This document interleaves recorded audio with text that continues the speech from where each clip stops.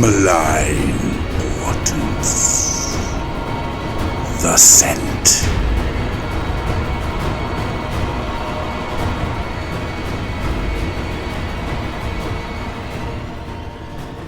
Rashivius clung to the rail of his chariot, enjoying the delicious sensation of its inset needles piercing his palms.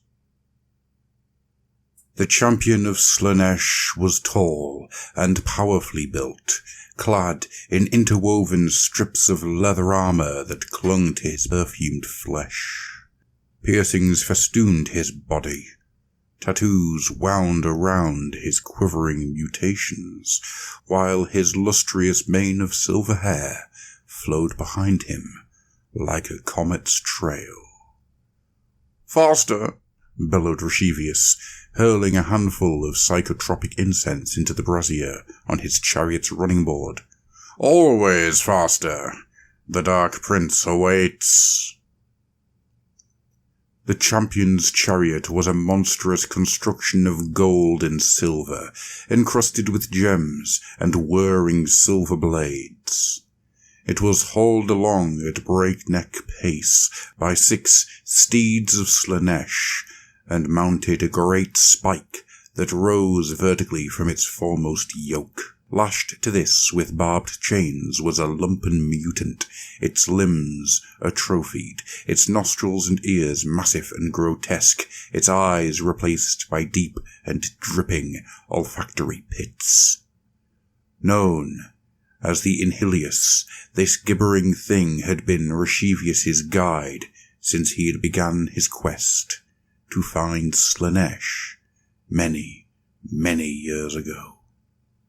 Behind Rashivius came his scarlet cavalcade, dozens of twisted mortal warriors adorned with freakish armor that hung to the backs of lithe demonic steeds.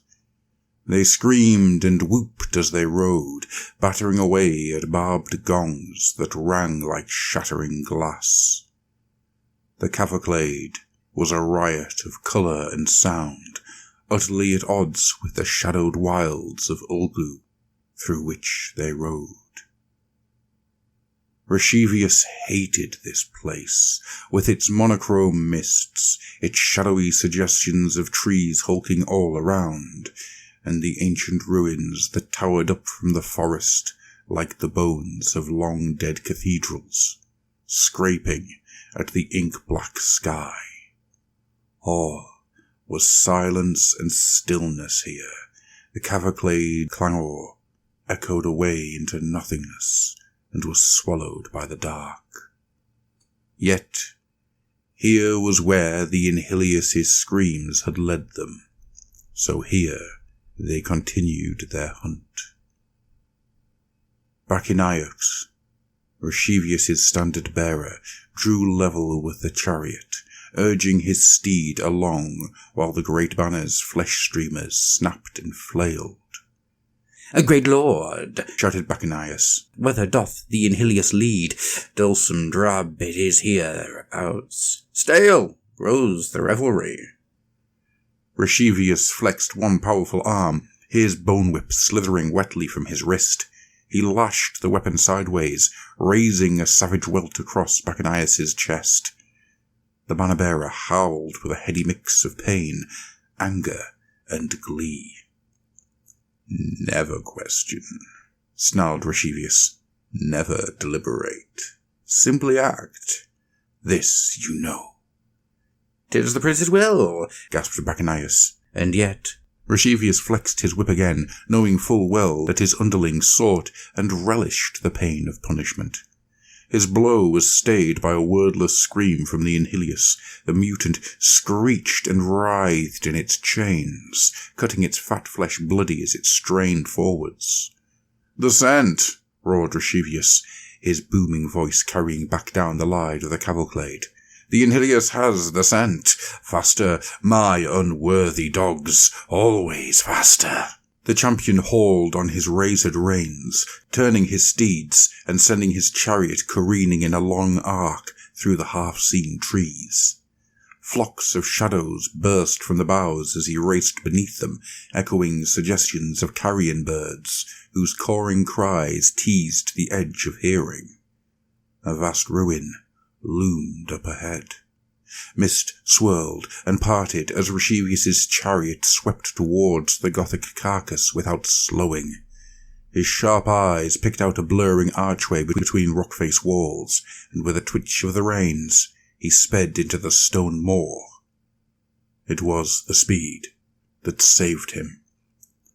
The chariot burst from the gloomy tunnel into a play of silver light, so quickly that the rain of javelins which greeted him instead struck the seekers at his heels. Bacchanaeus fell, pierced through by a half-dozen bronze-tipped spears. He and his steed bounced and rolled to a gory stop. More seekers went down in that first volley, but yet more still burst from the tunnel with howls of glee.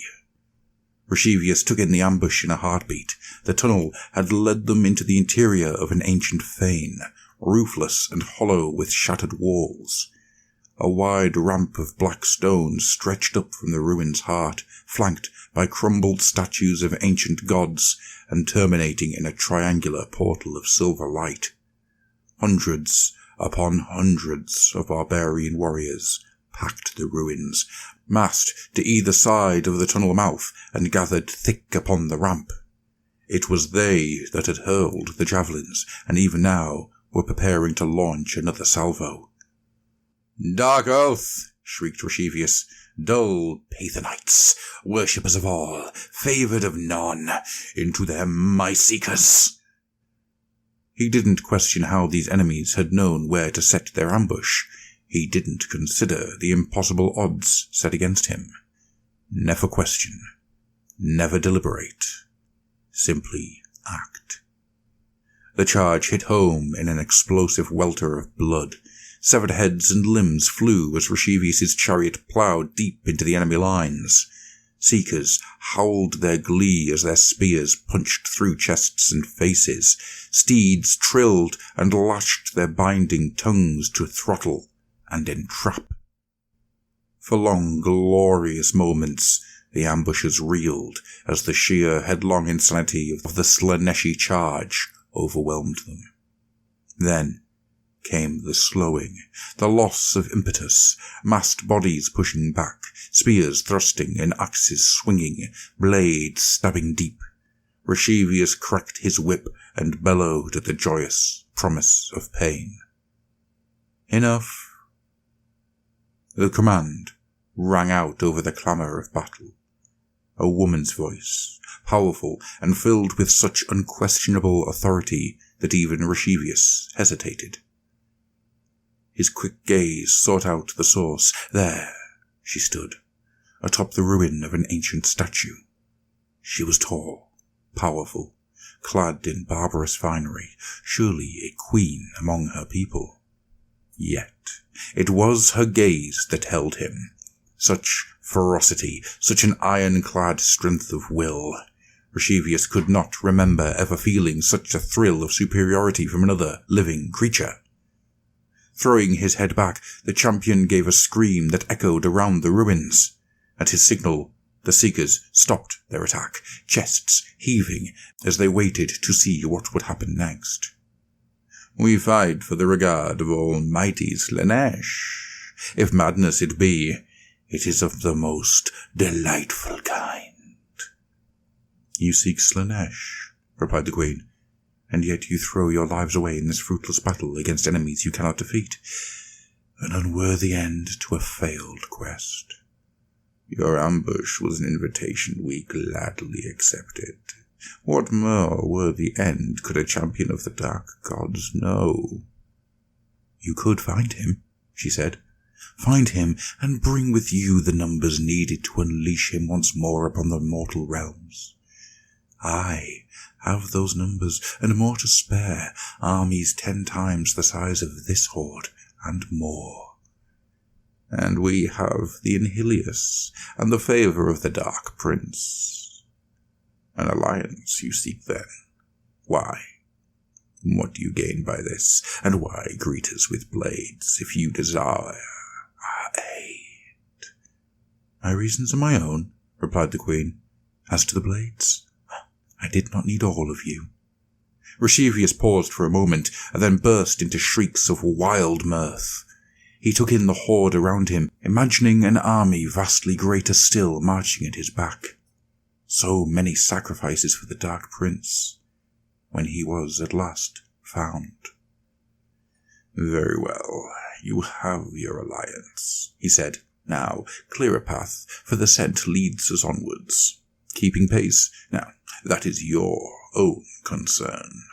Rashevius flexed his bone whip and cracked it across the backs of his steeds.